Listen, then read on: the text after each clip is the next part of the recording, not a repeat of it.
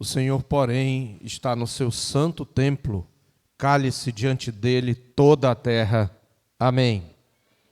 Graça e paz, meus irmãos, eu os convido a abrir a palavra de Deus em Êxodo 23, leremos do 20 ao 33.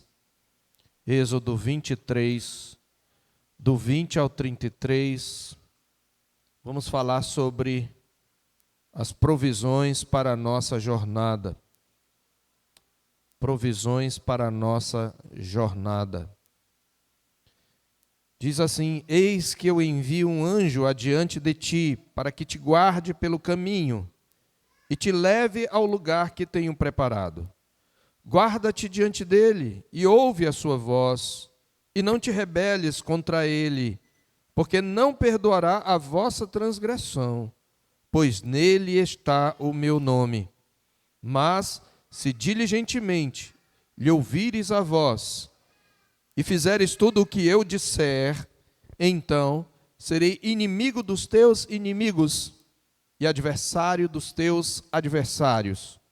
Porque o meu anjo irá adiante de ti e te levará aos amorreus, aos heteus, aos ferezeus, aos cananeus, aos heveus e aos jebuseus, e eu os destruirei. Não adorarás os seus deuses, nem lhes darás culto, nem farás conforme as suas obras, antes os destruirás totalmente e despedaçarás de todo as suas colunas. Servireis ao Senhor, vosso Deus, e Ele abençoará o vosso pão e a vossa água, e tirará do vosso meio as enfermidades. Na tua terra não haverá mulher que aborte, nem estéril. Completarei o número dos teus dias. Enviarei o meu terror diante de ti, confundindo a todo o povo onde entrares. Farei que todos os teus inimigos te voltem as costas. Também enviarei vespas diante de ti, que lancem os heveus, os cananeus e os heteus de diante de ti. Não os lançarei de diante de ti num só ano, para que a terra se não torne em desolação e as feras do campo se não multipliquem contra ti.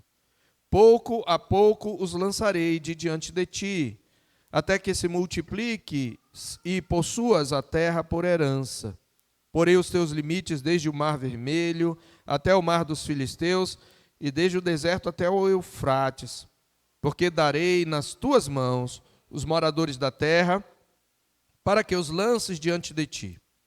Não farás aliança nenhuma com eles, nem com seus deuses. Eles não habitarão na tua terra, para que te não façam pecar contra mim. Se servires aos seus deuses, isso te será por cilada. Amém.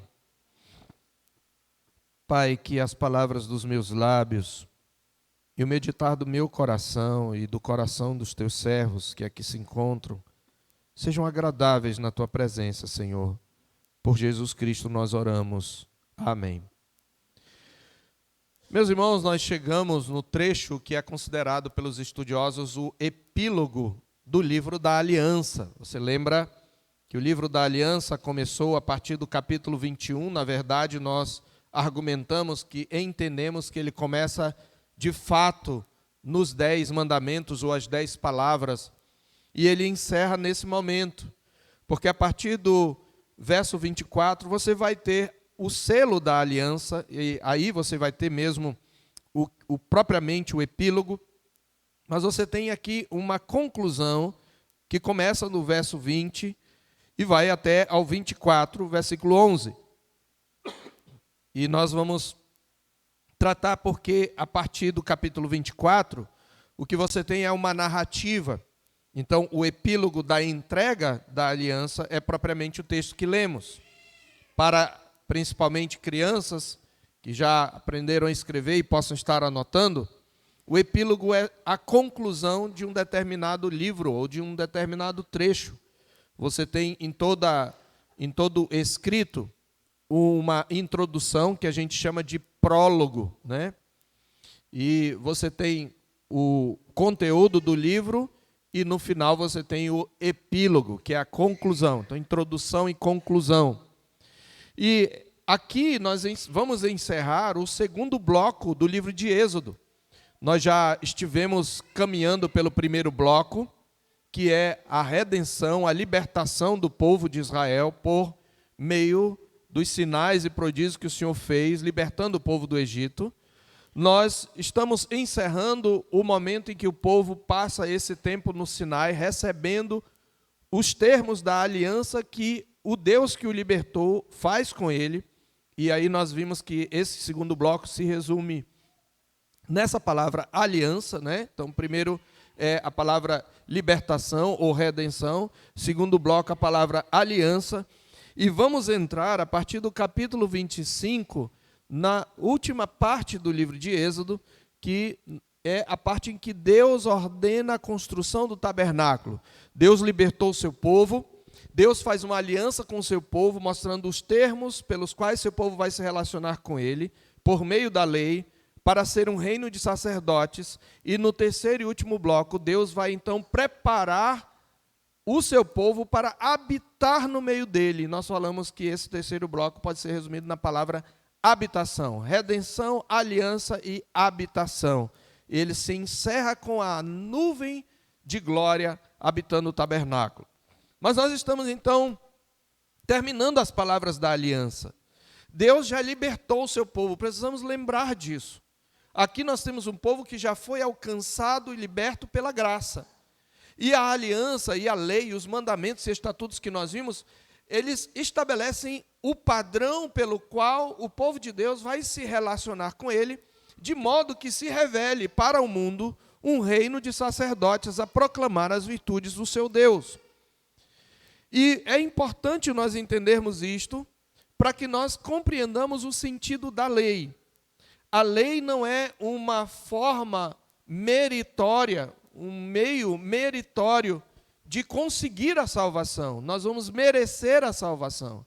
A lei estabelece os termos da relação que já foi iniciada pela obra do Senhor que nos resgatou. Por isso nós iniciamos toda a série de meditações sobre a lei com uma mensagem intitulada A Aliança da Lei, uma aliança de graça. Embora o nosso relacionamento com Deus não seja baseado nos nossos méritos, mas na sua graça, por saber que nós temos um coração endurecido, por saber que nós temos dificuldade para aprender e somos lentos para aprender, Deus nos ordena, Deus nos encoraja, mostrando-nos como a sua graça vai nos conduzir. A graça de Deus atua em nós por intermédio de instrumentos. Deus, então, precisa nos dar provisões para essa jornada. Lembre-se que a jornada de Israel até Canaã é um tipo, uma prefiguração da nossa jornada até o novo céu e nova terra. Nós estamos na fase exatamente do deserto, peregrinando. Então, as promessas e advertências que o Senhor faz aqui servem para nós agora na nova aliança. Desse modo, nós precisamos entender que para que nós prossigamos no processo de santificação, Deus precisa nos encorajar. E para nos encorajar, Ele nos promete recompensas pela obediência e Ele também nos adverte dos juízos dEle e dos castigos pela desobediência. Deus está fazendo o que nós fazemos com nossos filhos. Ele nos educa, Ele nos adverte, Ele nos avisa, Ele nos disciplina. E o que nós temos nesse trecho que nós lemos é o Senhor Deus, depois de ter entregado a lei, trazer para o povo as provisões, os meios ou os agentes da sua graça para conduzir esse povo. Ele promete nesse trecho que ele vai levar o povo, mas ele diz de que forma ele vai levar o povo. E ele diz o que ele requer do seu povo para que ele chegue na terra e ele desfrute desse relacionamento com o Senhor.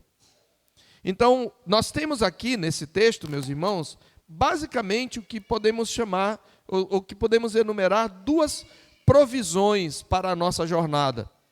O Senhor aqui diz para Israel, depois de estabelecer a lei, que ele vai dar a Israel todas as condições para levar Israel à vida e à piedade, ao relacionamento com Deus. as duas provisões são muito claras aqui. A primeira provisão é a presença e a proteção do anjo do Senhor. O povo de Israel pode ter certeza e descansar no fato de que ele vai ter um guia. E esse guia não é Moisés. Moisés é um mediador, mas há um ser sobrenatural que vai andar à frente do povo, que vai vencer os seus inimigos, que vai levá-lo até a terra, que vai dirigi-lo, protegê-lo e prover de tudo para ele. E a segunda provisão, já adiantando, são as advertências e promessas da aliança.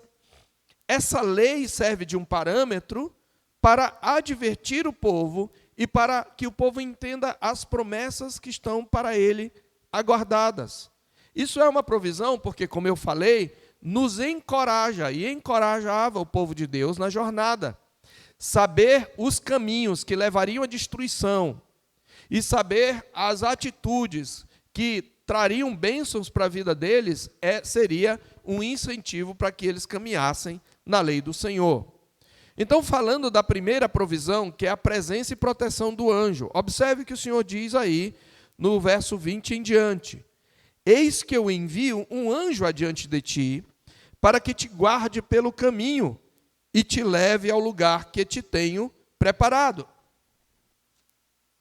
Ele diz ainda, no verso 23, porque o meu anjo irá adiante de ti, e te levará aos amorreus, aos heteus, aos ferezeus, aos cananeus e aos heveus e aos jebuseus, e eu os destruirei.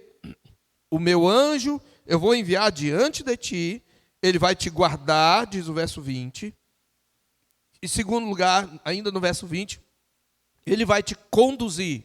São duas ações do povo, do anjo, para garantir a chegada do povo, para garantir uma viagem segura.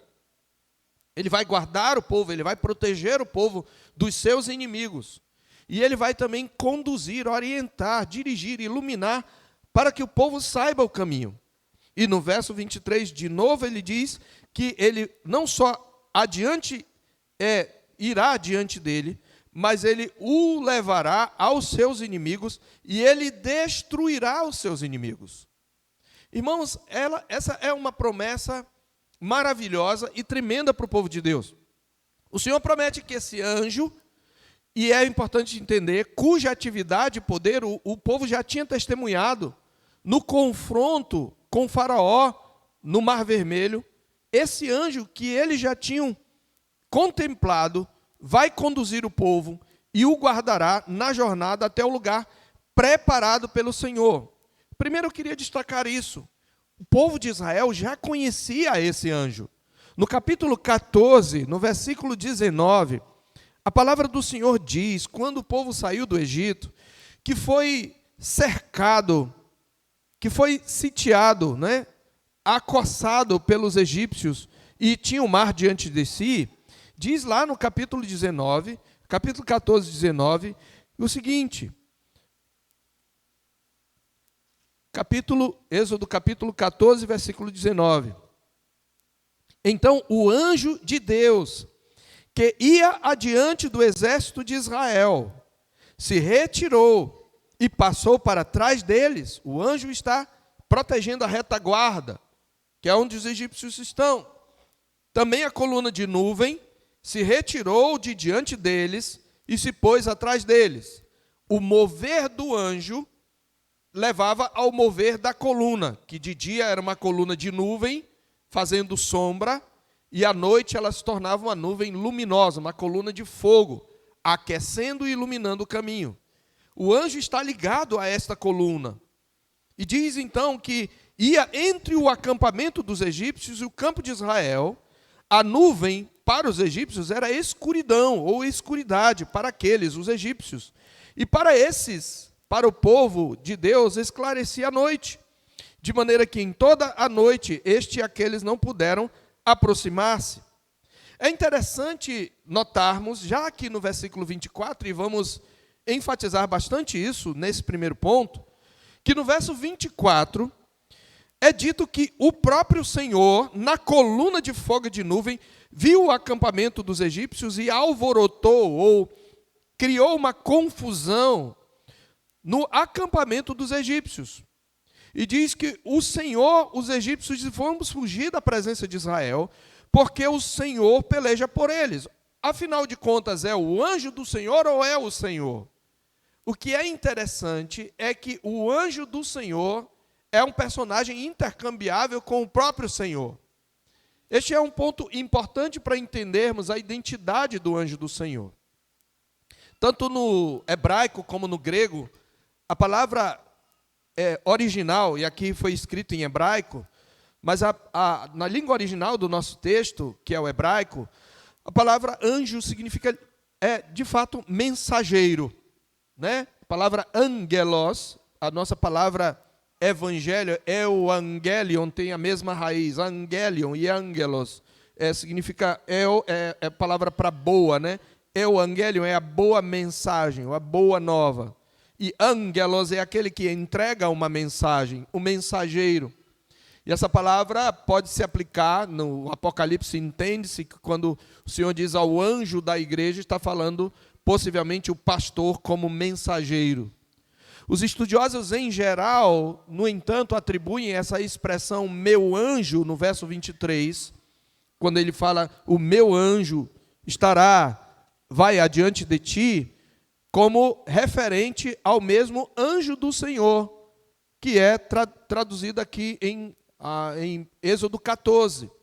E o anjo do Senhor, meus irmãos, é uma figura bem misteriosa no Antigo Testamento.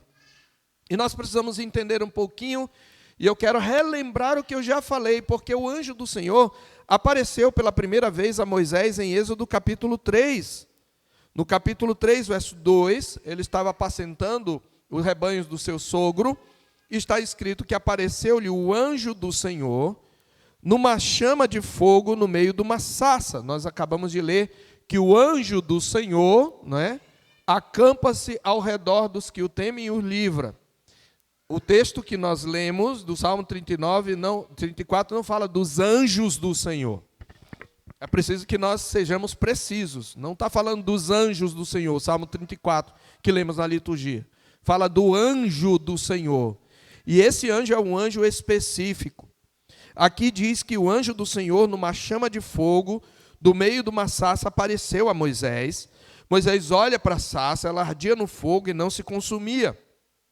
E no verso 4, diz que vendo o Senhor, não fala mais do anjo do Senhor, mas diz que vendo o Senhor, que ele voltava para ver Deus do meio da sarça. Espera aí, é o anjo do Senhor ou é o Senhor? Essa é uma pergunta que deveríamos fazer. E você vai ver que há um intercâmbio. Então, é importante, meus irmãos, nós observarmos que enquanto aqui e em Gênesis, capítulo 30, em Êxodo 33, 2, o anjo do Senhor é o sujeito do conduzir. O meu anjo te levará. É interessante que aqui em Êxodo 3, ora é o anjo do Senhor que está falando, ora é o Senhor. E lá em Êxodo 33, eu peço que você abra lá, está escrito um outro momento em que as figuras do anjo do Senhor e do próprio Senhor são intercambiáveis. Êxodo 33, 2, o Senhor diz: enviarei o anjo adiante de ti, lançarei fora os cananeus, os amorreus, os heteus, os ferezeus. E lá no verso 14, ele diz, o Senhor diz: a minha presença irá contigo, e eu te darei descanso. Então ele diz, uma hora que é o anjo do Senhor, e outra hora ele diz, a minha presença. Isso deve nos levar à seguinte conclusão: a figura do anjo do Senhor, ela é equiparada ao próprio Senhor em diversas passagens, na verdade. Em sua primeira aparição, como já vimos no capítulo 3, nós vimos o anjo do Senhor descrito de maneira intercambiável como o próprio Deus, com o próprio Deus. Então, trata-se aqui não de um anjo qualquer, mas é um anjo ou mensageiro totalmente distinto. Ele é um ser sobrenatural, como os outros anjos que a gente considera os espíritos, mas o anjo do Senhor, quando ele é citado, e você estuda todas as passagens que se referem a ele, você verá que o anjo do Senhor, ele atua como mediador de redenção. nos atos de livramento do Senhor para com Israel. Desde Gênesis, o anjo do Senhor é citado em Gênesis capítulo 16, no versículo 7. Tendo achado o anjo do Senhor junto a uma fonte de água no deserto, junto à fonte do caminho de Sur, disse-lhe: Agar, serva de Sarai, de onde vens? E aí, veja que o anjo do Senhor falando, e diz a Bíblia que no final Agar invoca o nome do Senhor que lhe falava. Espera aí, era o anjo do Senhor, mas está falando que o Senhor lhe falava, Yahvé lhe falava. Você vai ver isso em Êxodo 3, você vai ver em Êxodo 13, verso 21, no capítulo 14, verso 19, e aqui nesses capítulos 23, capítulo 23, de 20 a 23. Então, o anjo do Senhor, esse ser que é chamado de anjo do Senhor, ele é maior em importância do que os anjos criados. Ele é uma revelação e uma manifestação especial de Deus. Por um lado, ele é claramente distinto de Deus, que fala dele como seu anjo ou seu mensageiro. Mas, por outro lado, ele é um com Deus em poder, em redenção, em bênção, em glória e em honra. Ele é chamado Deus em Êxodo 16, 13, por Agar. Eu vi a Deus, aquele que me vê. Em Êxodo 31, 13, ele é chamado Deus. Ele troca de lugar com Deus, o Senhor, como vimos nas passagens já mencionadas.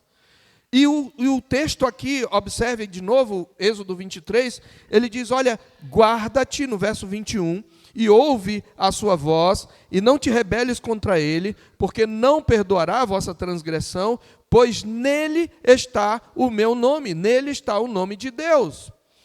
Aqui tem uma expressão em hebraico interessante.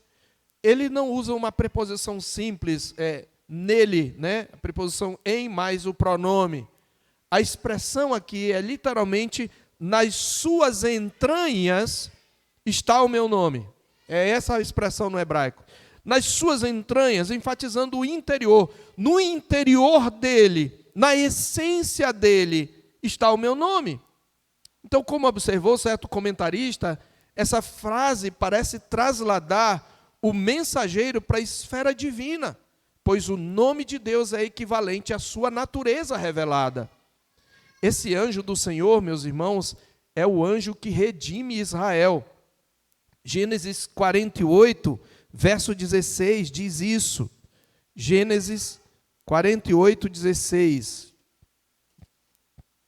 Assim está escrito: o anjo que me tem livrado de todo o mal. Observe verso 15 em diante. Jacó está abençoando a José. Jacó abençoa José dizendo, o Deus, veja, ele menciona o próprio Deus, em cuja presença andaram meus pais Abraão e Isaque, o Deus que me sustentou durante a minha vida até este dia, o anjo que me tem livrado de todo mal, abençoe esses rapazes. É o Deus ou é o anjo? Eles são o mesmo ser, embora distintos em sua pessoa. E sabe, meus irmãos, esse anjo deve ser obedecido. Esse anjo resgata, preserva, conduz Israel, deve ser obedecido como o próprio Deus. Nele está o nome de Deus, o caráter de Deus, a essência de Deus, a glória de Deus. E o mais extraordinário acerca do anjo do Senhor é que ele recebe adoração, como Yahvé, como o Senhor. Lá em Juízes, capítulo 6, de 11 a 24, nós não vamos ler, apenas para você anotar, nós encontramos o anjo do Senhor recebendo adoração. Só para mencionar, Juízes capítulo 6, quando Gideão, o anjo de Deus, o anjo do Senhor, se apresenta e se revela a Gideão. E Gideão oferece-lhe um holocausto. E diz que o anjo do Senhor, no verso 21, estende a ponta do cajado que trazia na mão, e tocou a carne e os bolos asmos, que era oferta de sacrifício. Então subiu o fogo da penha e os consumiu, e o anjo do Senhor desapareceu da sua presença. O anjo do Senhor também aparece a Manoá e a sua mulher, os pais de Sansão. e eles perguntam como é o teu nome, para que nós te honremos quando tudo se cumprir. O anjo do Senhor responde: por que perguntas pelo meu nome, que é maravilhoso? Então, meus irmãos, o que nós devemos concluir de tudo isso é que o anjo do Senhor e o Senhor são o mesmo Deus, embora haja uma distinção pessoal entre eles. Isso nos leva, obviamente, para a conclusão de que o anjo do Senhor é Deus o Filho, que se revela antes da sua encarnação. Aqui está esse misterioso ser.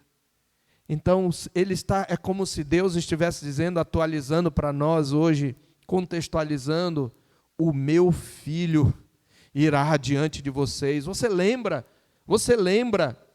quando no Monte da Transfiguração, ali está a lei, ali estão os profetas, ali estão Moisés e Elias.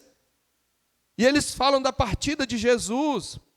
A palavra partida é a palavra grega exodos. É a mesma palavra do êxodo. Eles estavam falando do êxodo de Jesus, que vai à frente do seu povo, para morrer pelos pecados do seu povo, para executar a justiça de Deus, para vencer a morte pelo seu povo. E o que Deus diz?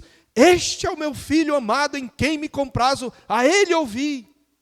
É este mesmo que Deus está dizendo: o meu anjo vai adiante de vocês. E isso tem uma implicação dentro desse primeiro ponto. Depois de dizer que o seu anjo vai conduzir, proteger o seu povo e dar vitória contra os seus inimigos, o Senhor exorta o seu povo a ouvir e a obedecer ao seu guia divino.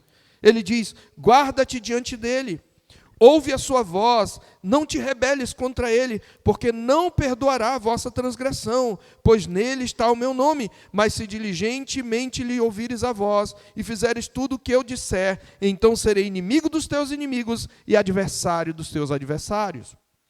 Um fato interessante é que quando nós fazemos um estudo comparativo desse epílogo da entrega da lei com outros epílogos, você tem várias passagens que a gente chama de passagens de código legal, né? Que literariamente a forma é um código legal, é uma lei, um conjunto de leis. Se você ler Deuteronômio, trechos de Levítico, você verá que sempre na conclusão de um determinado código legal estão essas promessas: se diligentemente ouvirdes os meus estatutos e os meus juízos e os meus mandamentos, então eu farei assim e assim. Esse epílogo ele é diferente de todos os outros, porque o Senhor não faz menção mais à lei. Embora a lei esteja aqui subentendida, porque como é que eu sei que eu ouvi o anjo? Pelo que a lei diz e se eu obedeço à lei. Mas aqui ele faz questão de exaltar ou de ressaltar o anjo, uma pessoa. Então, o que o Senhor está enfatizando é um relacionamento pessoal com essa pessoa. Então, o Senhor exorta exatamente isso, que diferentemente dessas outras conclusões de trechos legais, que exorta o povo à obediência às leis mencionadas, nesse epílogo a ênfase é a pessoa divina.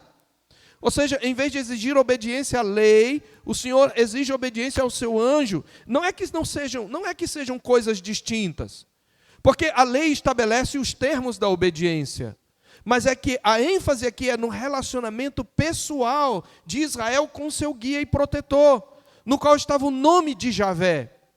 Ele não apenas seguiria uma lei impessoal, porque isso seria legalismo. Ele está guardando-se diante do anjo do Senhor, ouvindo a sua voz, não se rebelando contra ele, para que ele tenha uma jornada segura, para que o seu relacionamento com esse anjo não seja interrompido pelo pecado. Então, um relacionamento com Deus, este é o ponto no qual eu fecho esse primeiro ponto. Um relacionamento com Deus, marcado pela confiança e obediência, mantém comunhão, pela qual Deus mesmo é a provisão do seu povo para a jornada. Eu vou repetir. Um relacionamento pessoal com Deus, marcado pela confiança e pela obediência, mantém a comunhão pela qual Deus mesmo é a provisão do seu povo para a jornada. Irmãos, nós não estamos caminhando apenas em obediência a leis, a simples códigos legais. Se fosse assim, nós não seríamos diferentes de nenhum povo. Há um Deus pessoal com quem nos relacionamos. E embora seja invisível, Ele é real e nós podemos experimentar. Nós lemos na liturgia: ó, provai e vede que o Senhor é bom, bem-aventurado aquele que nele se refugia. E nós precisamos fazer prova desse Deus. E como é que nós desenvolvemos um relacionamento com Ele? Obedecendo a sua voz. Se Ele diz que eu vou te guiar, e Ele diz o caminho é por aqui, nós não podemos andar por um caminho diferente. Porque então nós não estamos seguindo e nem estamos confiando. Se o anjo está à nossa frente e ele diz o caminho é este, e no nosso coração há uma sugestão de um outro caminho, de um atalho, e nós seguimos o caminho do nosso coração, nós não podemos esperar que nós desfrutemos da comunhão com esse anjo e das bênçãos da obediência. É simples de entender. Não se trata de uma salvação meritória, não se trata de causa e efeito, trata-se de meio e fim. Deus, Ele nos garante a chegada segura, mas Ele diz, o caminho para essa chegada é por aqui. Se você for por aqui, você vai ter vitória. Eu vou te dar vitória, eu vou destruir os teus inimigos, mas você tem que seguir o caminho. E quais são os parâmetros do caminho? Os mandamentos de Deus. Então, a lei de Deus, ela deve ser amada, deve ser obedecida, porque ela expressa a vontade de Deus e a vontade do seu anjo. É assim que nós nos relacionamos de maneira pessoal. E isto é importante, queridos, porque existem dois extremos nessa questão. Um primeiro extremo, ele desenvolve um relacionamento, vamos dizer assim, místico com Deus, inteiramente subjetivo, onde eu sinto a presença de Deus, eu senti de Deus que essa é a decisão que eu tenho que tomar. Eu tenho paz no meu coração, Deus está me dando paz, Deus me falou assim, mas separado da lei de Deus, como se eu tivesse um relacionamento direto com Deus, à parte da sua palavra, e à parte do meu relacionamento com Cristo. Não é assim. Se Deus deu a lei e está dizendo, obedeça o meu anjo, a obediência ao anjo envolve a obediência à lei. Por outro lado, nós temos pessoas que se relacionam com a lei de um modo impessoal. Olha, se eu fizer assim, isso vai atrair bênção para mim. Então, o meu foco, a minha confiança está na minha obediência em si mesma. Não é nenhuma coisa nem outra. A coisa é, eu tenho um anjo que vai adiante de mim, o meu guia, o meu divino protetor, e eu o amo, ele me redimiu, e ele sabe o caminho, então eu vou obedecê-lo, porque ele sabe o caminho.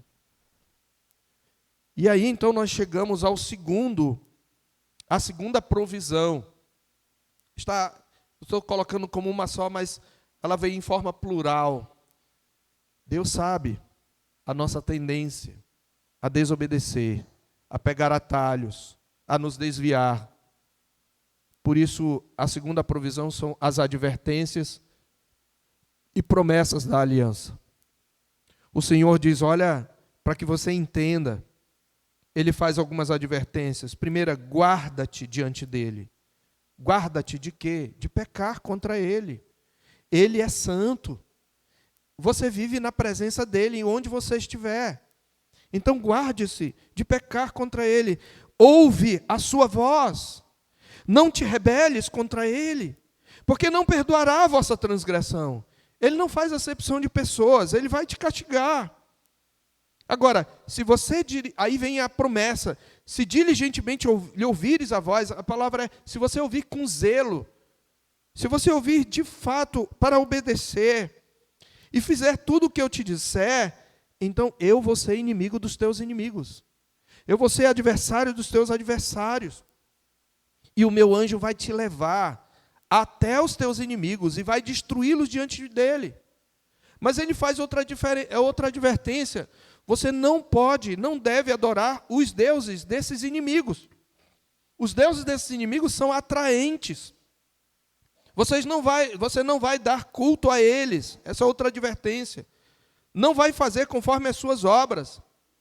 Não só isso, você vai cortar completamente relação com eles. Você vai destruir totalmente os ídolos deles. Você lembra que quando Israel ele entrar na terra, ele vai chegar e vai ter uma terra cheia de templos, cheia de altares, cheia de postes ídolos, de figuras de todo tipo.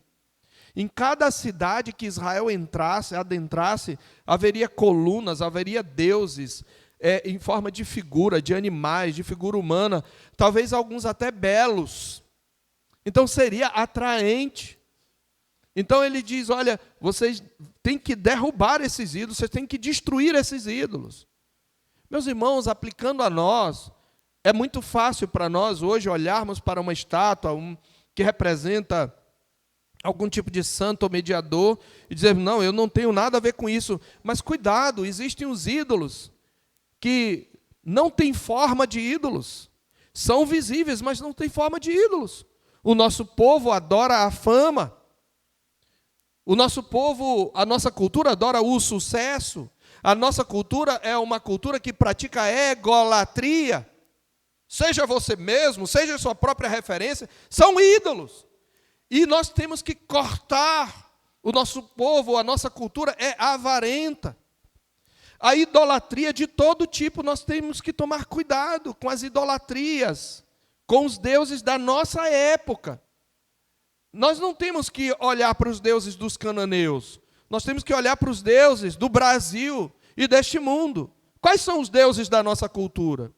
O que o povo adora, no que o povo confia como o centro da sua vida?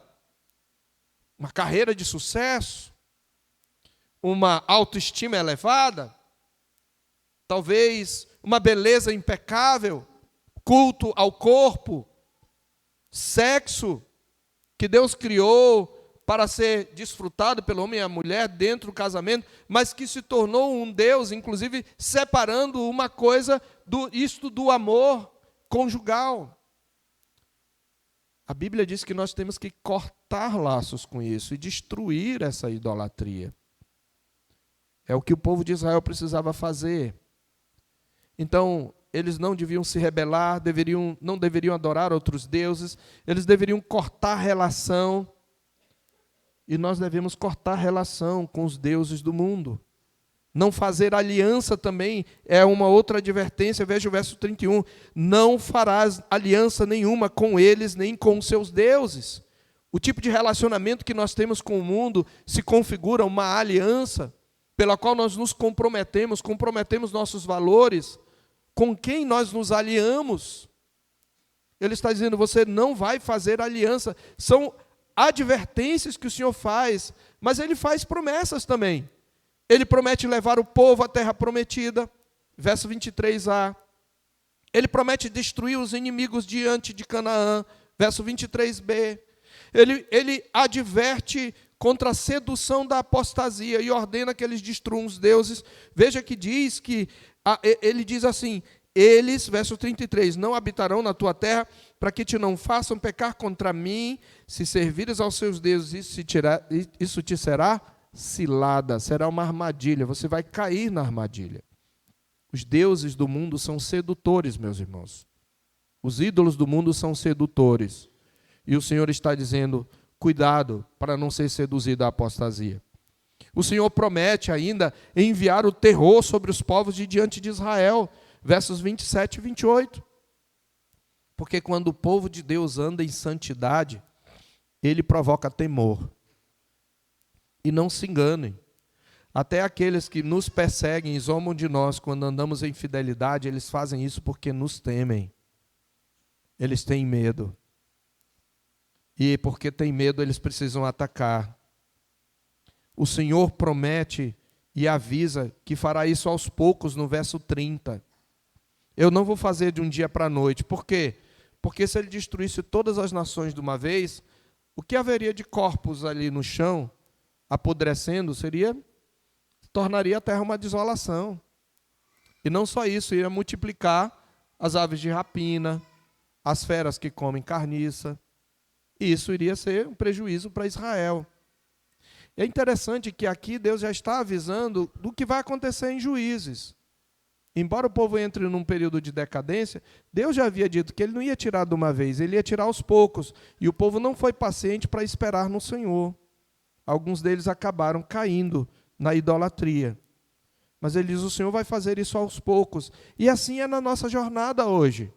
Você não vai ter uma experiência nesse mundo com o Senhor final, em que depois dessa experiência você diz, agora eu não preciso mais de nada, eu estou no auge da maturidade, agora é só curtir a vida e a comunhão com o Senhor. Nunca vai acontecer isso, é aos poucos, o processo de santificação é aos poucos. O que você precisa é ter perseverança e não desistir de caminhar. E se cair, levantar-se. É o que o Senhor está dizendo quando Ele diz, eu vou livrar você aos poucos. Então o Senhor adverte Israel sobre o potencial dos deuses pagãos para serem uma cilada a Ele.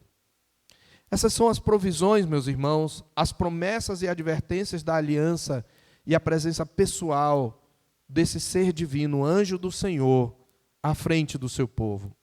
Eu quero concluir aqui trazendo duas grandes observações. O que isso nos ensina?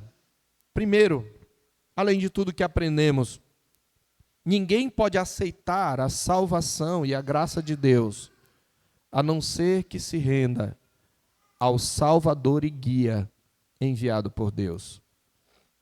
Ninguém pode aceitar a salvação e a graça de Deus, a não ser que se renda ao Salvador e Guia enviado por Deus. A gente tem uma noção de graça meio mágica e fácil, talvez pela cultura que nós temos, de termos sido viciados, em parte por governos populistas, de nos dar tudo aparentemente de graça. E a gente acha que graça é Deus nos dar e não exigir de nós coisa alguma. Mas nós precisamos entender que a graça de Deus está disponível para nós, mas eu não tenho como aceitá-la e rejeitar o guia que Ele me deu, o Salvador que Ele me enviou.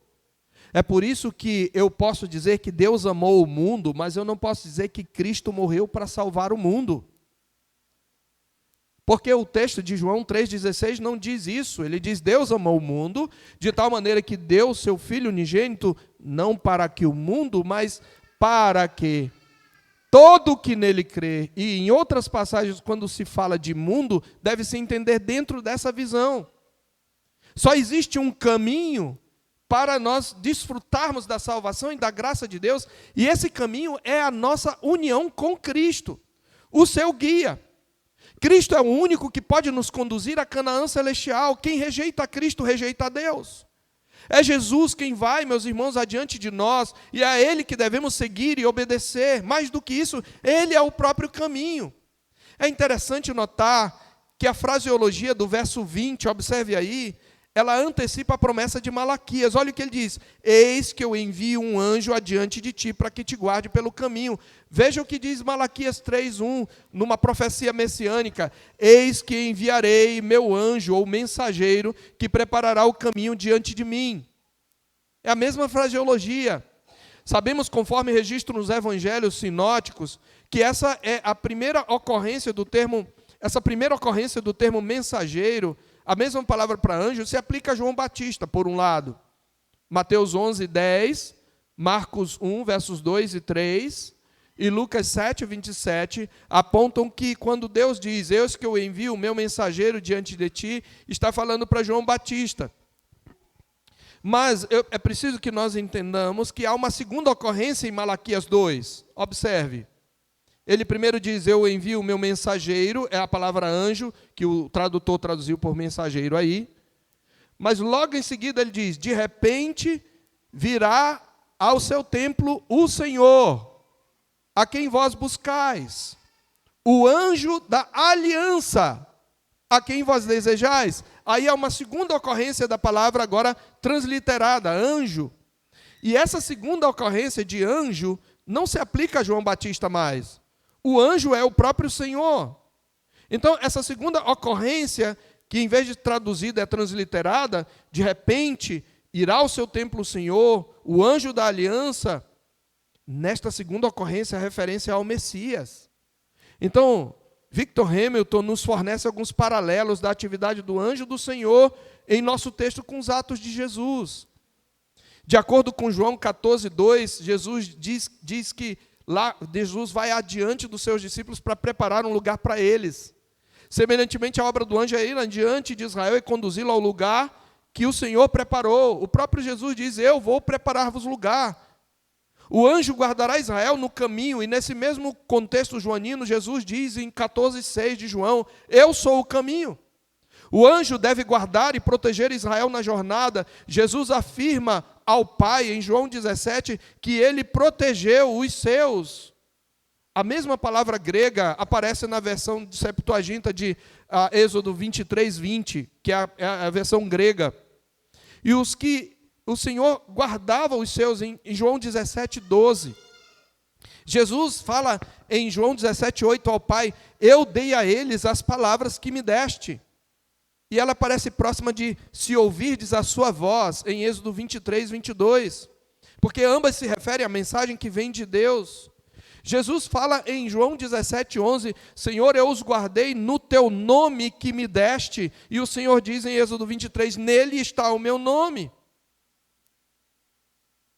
Jesus veio para cumprir essa promessa de Deus de maneira cabal.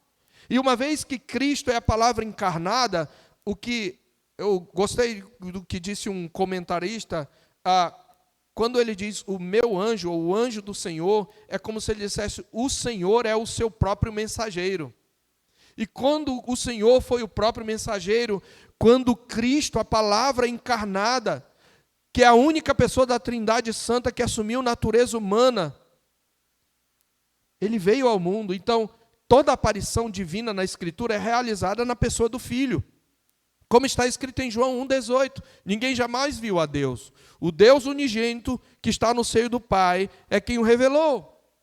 Como diz outro comentarista, há um paralelo entre a tarefa do anjo em Êxodo de levar Israel a Canaã e a tarefa de Jesus em João 14 de conduzir o novo Israel ao seu destino espiritual, do qual Canaã foi uma sombra. Por isso Deus disse, este é o meu filho amado em quem me comprazo, a ele ouvi. Então eu não posso aceitar a salvação, a graça, as bênçãos de Deus e ao mesmo tempo rejeitar a Jesus, ou colocar a Jesus em segundo plano, porque talvez você diga no seu coração, não pastor, mas eu já sei disso, mas na prática, na sua vida, qual é o centro da sua vida? Qual é o seu maior anseio? Pelo que a sua alma busca? Jesus é de fato o centro? Você considera a relação com Ele mais importante do que qualquer outra coisa, do que a sua vida, a sua segurança, a sua saúde, o seu sucesso, o seu emprego, os seus filhos, os seus pais, o seu cônjuge. Jesus deve ser o centro.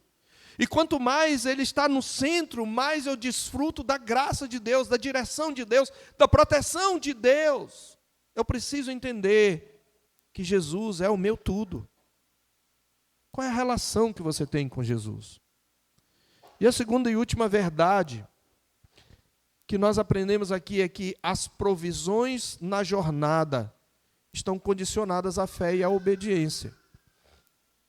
As provisões na jornada estão condicionadas à fé e à obediência. Quando Deus diz, olha, eu vou te dar tudo o que você precisa, Ele não faz isso desconectado da nossa desobediência. As ações da graça de Deus se dão em confluência com nossas ações. Pois apenas a obediência serve como expressão desse novo relacionamento de dependência com Deus, que garante o seu desígnio de bênção para nós. Isso quer dizer, meus irmãos, que nossa obediência não é, antes de tudo, a uma lei escrita. Embora isto não possa ser excluído, mas é ao Deus com quem estamos unidos por meio de Cristo. Nós precisamos entender Como disse David Powlison falando sobre os 10 mandamentos, essas 10 palavras revelam os atos criadores e salvadores do Senhor, sua benignidade, seus dons generosos, promessas, advertências e o chamado de um povo no contexto interpessoal para esses 10 preceitos. Não nos lembramos do que esses mandamentos exprimem, como o amor se move em direção a Deus e ao nosso próximo. Esquecemos que a lei de Moisés inclui ensinamentos como este: Senhor, Senhor, Deus compassivo, clemente, longânimo e grande misericórdia e fidelidade, que guarda a aliança, a misericórdia em 1000 gerações, que perdoa a iniquidade, a transgressão e o pecado, ainda que não inocente o culpado, em Êxodo 34, 6 e 7. Quando uma pessoa como essa dá os mandamentos, está nos ensinando a ser iguais a ela, está compartilhando conosco o seu caráter. A obediência, conclui Powlison, vive esse amor sábio numa escala humana. Na nova aliança, Jesus fez o que não conseguimos fazer. Ele ama como amigo e como próximo. Ele ama como o Cordeiro de Deus sacrificado em nosso lugar. Ele ama como um de nós, o pioneiro e aperfeiçoador da fé, trabalhando por meio do amor. Deus escreve essa lei do amor em nosso coração. O Pai e o Filho vivem em nós pelo Espírito Santo e assim aprendemos a amar. E a lei é cumprida. Jesus falou isso, e eu termino com as suas palavras. Jesus mostrou que desfrutar das provisões requer confiança e obediência. Quando em João 14, versos 21 e 23, lá em João 14, 21 e 23, ele diz: aquele que tem os meus mandamentos e os guarda, esse é o que me ama.